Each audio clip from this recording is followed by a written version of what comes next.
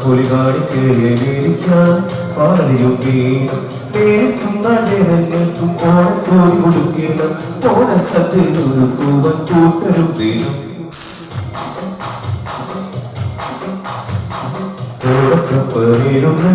നേരത്തൊരു പുലി കാണിക്കാൻ പാടിയും വീണം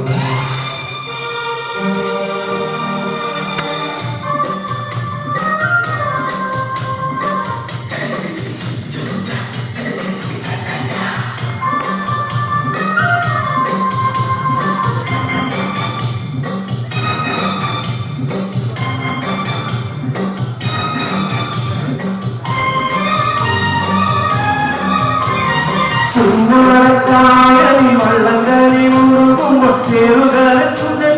മകനമെത്തി